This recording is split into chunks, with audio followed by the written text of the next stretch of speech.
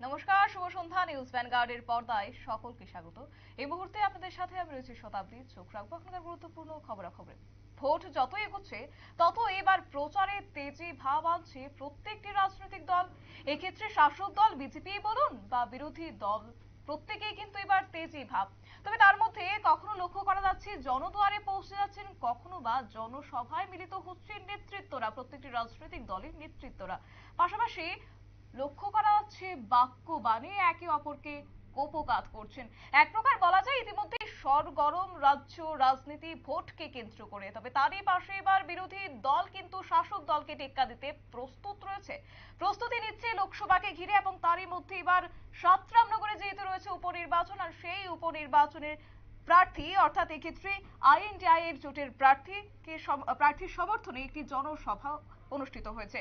সাতরামনগর বিধানসভা কেন্দ্রের উপনির্বাচনের প্রার্থী রতন দাসের সমর্থনে এবং পশ্চিম ত্রিপুরা লোকসভা আসনের আইএনডিআই এর জোটের প্রার্থী আশিস কুমার সাহার সমর্থনে এক সভার আয়োজন করা হয়েছে। তবে সেই সভা থেকে কি উঠে আসছে শুনবো বিস্তারিত।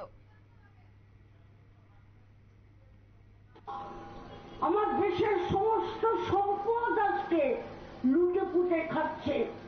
দেশের সমস্ত ব্যাংকগুলো আজকে বেসরকারি মালিকানা হাতে চলে যাচ্ছে। দেশের কাঁচ খাদ্যের যেটা বিকৃত হয়েছে সেটা আজকে বেসরকারি কর্পোরেট দ্বারা নিয়ন্ত্রিত হচ্ছে। দেশের অর্থ নিয়ন্ত্রিত হচ্ছে, কৃষি ব্যবস্থা নিয়ন্ত্রিত হচ্ছে, শিক্ষা ব্যবস্থা নিয়ন্ত্রিত হচ্ছে। প্রকল্প শ্রমিক, অঙ্গনাদি বা মিড ডে মিল, আশা শ্রমিক, তাদের কাজ থাকবে কি থাকবে না সেটা নিয়ন্ত্রিত হচ্ছে বেসরকারি কর্পোরেট মালিকদের নীতির উপরে, ইচ্ছার উপরে।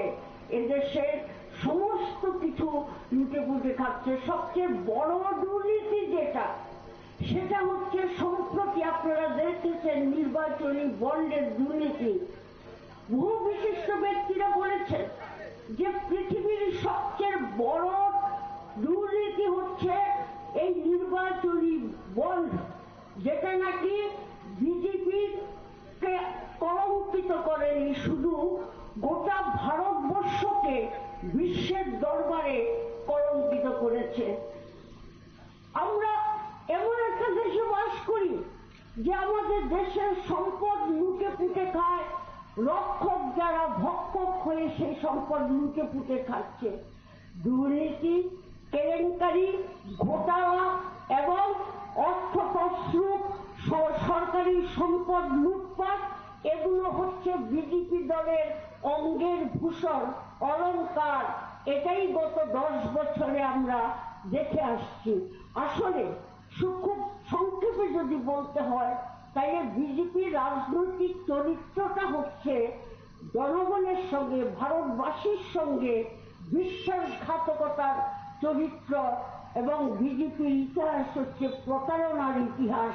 সেটাই আবার নতুন করে নির্বাচনী বন্ড, তার মধ্য দিয়ে এটা প্রমাণিত হলো।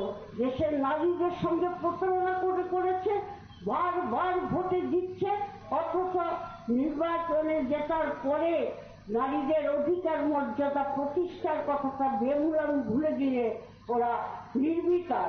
এরকম একটা অবস্থা। আপনারা শুনলেন ওনার বক্তব্য। তবে জনসভা থেকে এক প্রকার বিজেপিকে তুলোধুনো করলেন, বলা যায় বাক্যবাণে কোপকাত করলেন আজকের এই জনসভাকে ঘিরে। এক প্রকার বিজেপি বিশ্বাসঘাতকতার রাজনীতি করছে বলেও তিনি আজ তুলে ধরেছেন।